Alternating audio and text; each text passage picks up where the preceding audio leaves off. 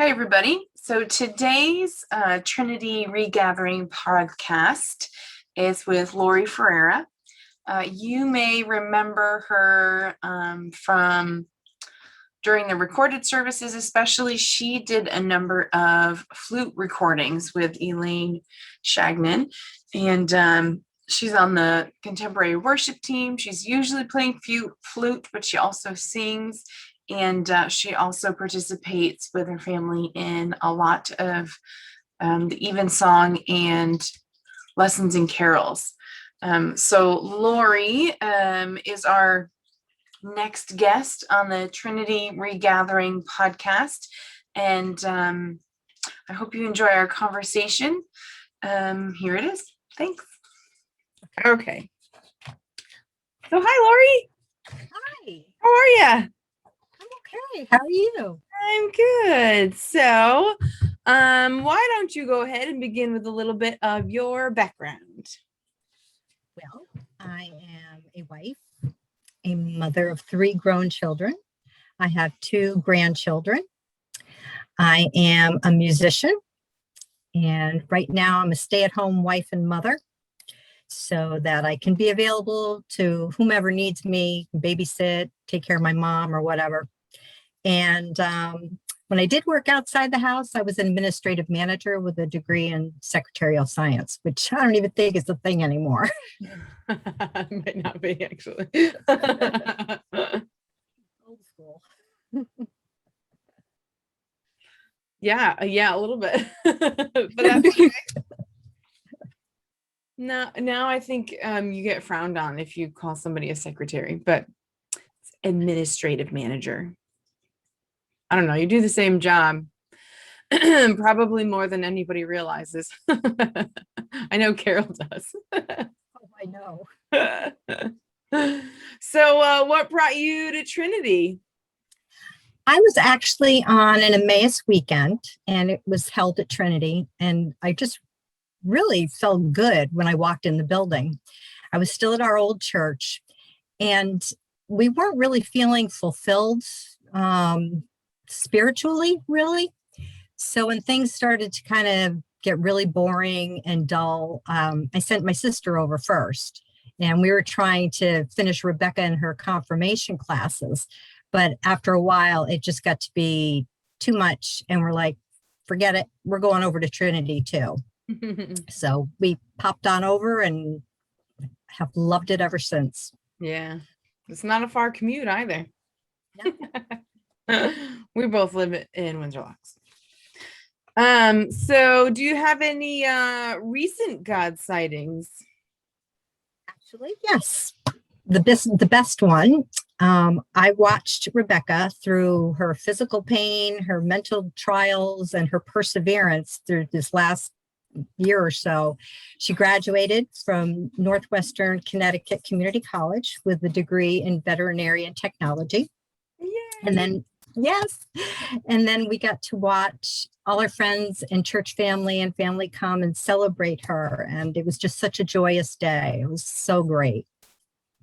Yeah, I drove by and you had cars like parked all along the side of that road down there. Not the main road, the one off of it. I was like, yeah. Yeah, I missed it. I'm sorry. But yay. Okay. Actually, when I sent the card over, my dog tried to steal the envelope, and he has a habit of shredding any piece of paper that he gets. So that's how he ended up licking it. Was that he stole it. And I was like, oh, good. While you're there, just slobber all over this little bit. Rebecca thought that was funny. She goes, really? He really licked it? And I said, I don't think Amanda would say it if he didn't. He ended up licking it, but it wasn't his original intention.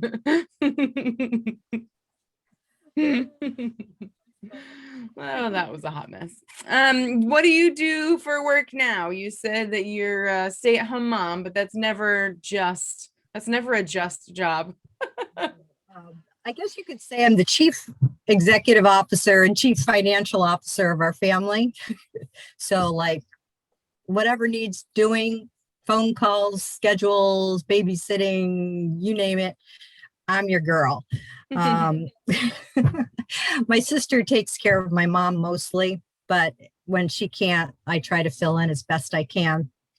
And like I said, I used to be an administrative manager, and I loved all the challenges and everything that went with it. It was nice to go to a job and feel like, hey, my skills are useful, but got to the point where my family needed me. So we made the decision that I stay home and just take care of them. Yeah, that's always a tough one, but so rewarding. What hobbies or passion projects do you have? What fills you up? Music. I do write some music, but mostly I am part of the contemporary worship team and all the music ministries at Trinity.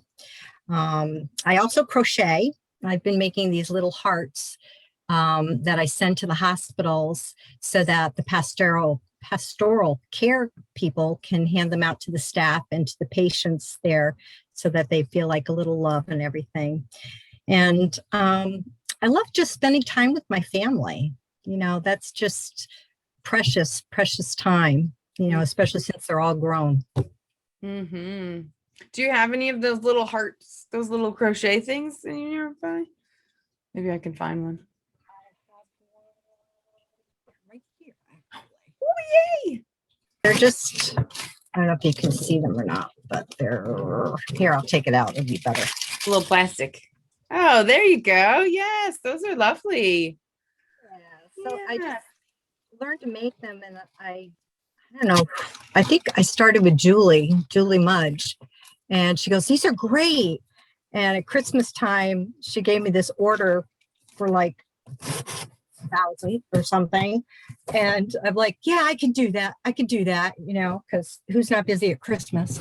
Right. And I sat there like every day just crocheting. And my husband's like, "How many more do you have to do?" And I said, I don't know. I just bag them,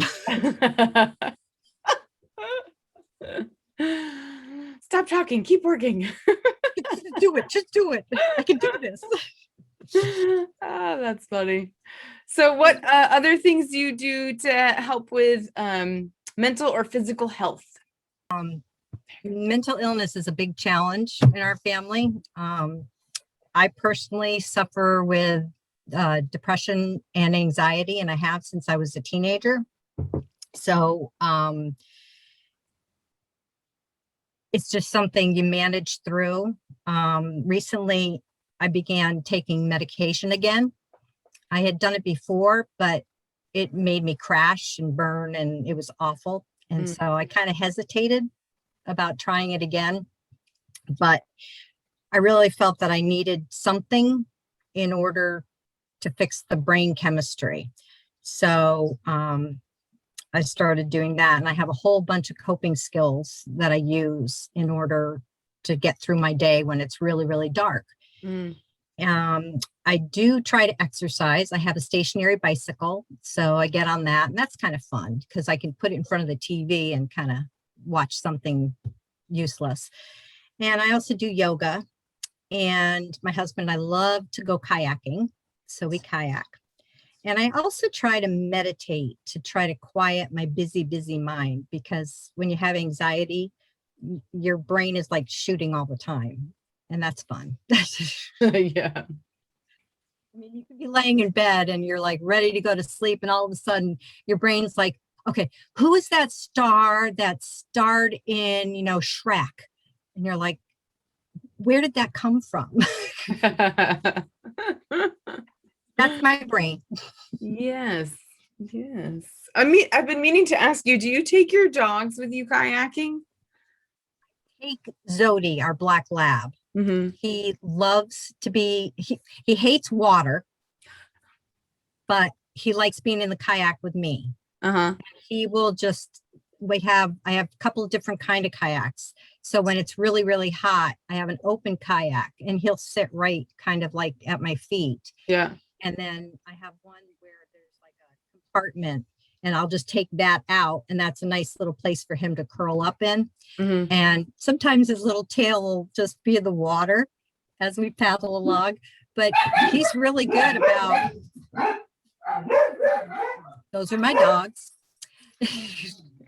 He's really good about just staying in the kayak and not bothering anybody, and he just, like I said, he likes to stay with me. So Yeah, I'd really like Reason to learn how to play in the water and go kayaking with me. I think that'd be fun. I don't know though, he's quite massive. they learn. They learn. My mom is like, he's gonna tip you over. Well, one day I took Anakin and Zodi, and Anakin, he likes to be with Zodi. Mm-hmm. And Anakin is about, I don't know, 55 pounds, and Zodi's about 40.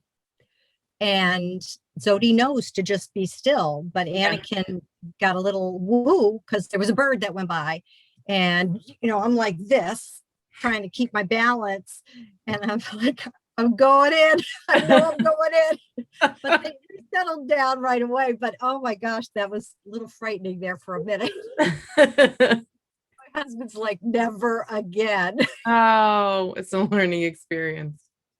Separate them, then Anakin is just like jumping out of the kayak so that he can be with Zodi. So it's like pointless.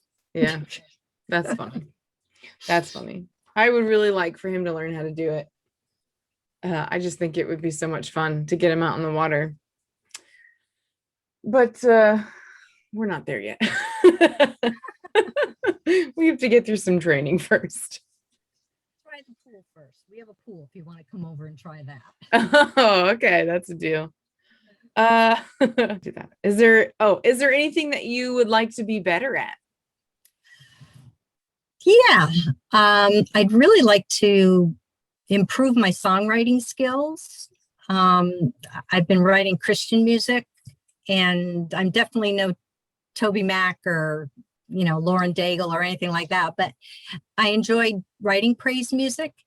But I'd also like to improve my prayer and my faith time that I spend. I'm very almost ADD sometimes. So I need to get better at that. Well, speaking rather, do you have any favorite spiritual disciplines? I do. I actually have a few. I read a daily devotion Monday through Friday that comes to me in my email from Proverbs Ministry 31. It's for women. And I like to spend time at least once a week doing what I call popcorn prayer. And I either get on Facebook and flip through and look for people who need encouragement or need prayer, and I pray for them. Or I go through the contacts on my phone and I stop where the Holy Spirit guides me, and I say a prayer for whomever I stop on. And then I say a quick prayer and I send them a text and say, hey, I just prayed for you. Hope you have a great day, whatever. And then sometimes I'll just sit quietly and let the Holy Spirit send some names to me to pray for. So that's kind of cool, because all of a sudden you'll think of someone that you hadn't thought of in ages, and there you go. So that's pretty cool. But my favorite discipline is turning on my Christian music and just listening and praising God. And when I'm in that really dark place, I have this playlist that just slowly lifts me up and out of that dark place. So it helps me refocus my attention so that it's on Jesus and not in my dark place. Yeah, or wherever your head wants you to go. Yeah, it's like the dichotomy between your head and your heart. Sometimes you just have to let one take over. I keep losing my spot. We just did that one. Okay. So what has changed for you in the past year? Is there anything that you're grateful for? Yes, actually. I think the thing that's changed for me the most this past year was realizing that my mental health needed attention. For years, I just focused on every single other person, my family or friends or whatever, and I neglected me because I just kept busy. And obviously last year I couldn't stay busy, busy, busy. And it just kind of started falling apart. And I guess I'm what you call an ambivert. So I like being with people, but then I need to be quiet. And if I'm social for too long, then I become overwhelmed. And it's like, okay, I really need to be quiet now. So see you later type of thing. But there's a new song by Matthew West called Truth Be Told. And part of the lyrics are, I say I'm fine, yeah, I'm fine, hey, I'm fine, oh, I'm fine, but I'm not, I'm broken. And every single time I got into the car and turned K-Love on, that song was playing. I mean, like, I could go to the store, it would be on, I'd come out of the store, it was playing again. And I'm like, God, it's clearly sending me a message that I'm broken and I need to fix this. So I sent out a message to my CWT family, and I was so very grateful for them because they just lifted me up. They prayed for me. They sent me support, you know, that I wasn't some kind of freaky person, that I was loved, and that, you know, you're going to get through this and just get the help that you need and it'll be fine. And then, you know, I was through everything that Rebecca had to go through to graduate and graduate with honors. It was incredible because who can do labs online? You know, they would do like a whole semester of labs in 2 weeks, and that was it. Yeah. So I'm grateful that she was able to finish and finish really well. But through all of this, I'm really, really thankful and grateful for my family. My sister has kept close tabs on me, and she'll go and she'll bring me Sour Patch Kids when I'm having a bad day, or Tony will bring me home some dark chocolate, or Rebecca will stop at Dunkin' Donuts and bring me, you know, a coffee or something. So it just, or even AJ, he'll like get me out of bed and say, come on, let's go get coffee and stuff. So without them, I don't think I'd be in the greatest place that I am now, even though, you know, it's kind of weird, but it's good to have them. Yeah, that's awesome. It's great that they could be so helpful for you, and just like you've always been so helpful for them. So it's good that you were willing to take that on. And do you have a formative faith story, speaking of, that guides you during difficult times? I actually do. I actually have two. The first one is when I was in high school. I was really, really suffering from depression, although didn't really know that's what it was at the time because we didn't talk about it back then. And I just wanted to end my life. A boy had broken up with me and, you know, was struggling in school and, you know, typical teenager things that, you know, you have to look past. Yeah. And so I tried to commit suicide 3 times. And each time I woke up, there were no contraindications. My parents never had a clue. And I just was like, are you kidding me?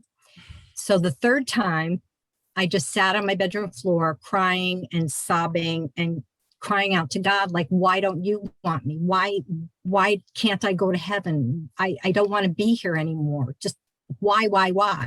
Yeah. And slowly, you know, I started to breathe again, and the tears slowed down and everything. And I literally heard God say to me, my child, I love you, but I have a plan for you. So please stop trying to kill yourself. And I was like, oh, yeah, okay, whatever. And I never tried to kill myself again. I was just kind of like, all right, well, he's not going to take me. So I guess I might as well just stop bothering to do that because he's not going to take me anyway right now. And then the other story is my oldest son was dealing with mental illness and he had to go to a facility for a while. And I was really afraid that he would feel rejected and unloved and abandoned. And so I asked God, please send an angel, a saint, a dead relative, somebody to be with him so that he doesn't feel like he's all alone. And, I was praying, I was crying in bed and, and everything. And all of a sudden, I just felt these arms around me, and it was Jesus. And God said, your son won't be alone because I'm sending my son to be with him. That was so powerful. It just, even today, I get chills when I think about it. Mm.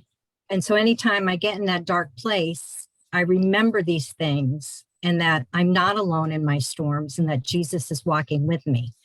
So that just helps me push through whatever darkness there is. Yeah. Yeah. And there's always a plan. Doesn't always make sense, but there's always a plan. Sometimes I wish he would just kind of enlighten me. I know. Gosh, my grandma and I used to always crack up because whenever there was something going on and we'd sit and discuss it over lunch or something, and she'd always say, if they just let us plan it for them, we'd have everything solved. It got really fun towards the end when she would say the same thing over and over again, and you were like, absolutely, Graham. So yes, there's always a plan. It's just not usually ours. Never ours. And every time you think if you just let me do this, God. And he goes, no, because you had to go through this in order to do that. Yeah, okay, whatever. So that was our conversation with Lori during our Trinity Regathering podcast. I hope you enjoyed it. If you would like to record a conversation with me, you are welcome to. Just please email me at mandalavallee@gmail.com, or you can call the Trinity Church office at 860-651-0201, and Carol will connect you with me, Carol or Ed, whoever answers the phone. Remembering this is for Trinity members, and it's really just an opportunity for each of us to kind of get to know the out of church personalities, I guess, of our members.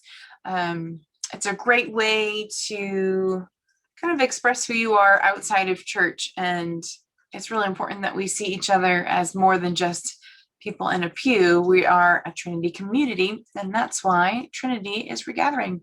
I hope to talk to you soon. Bye.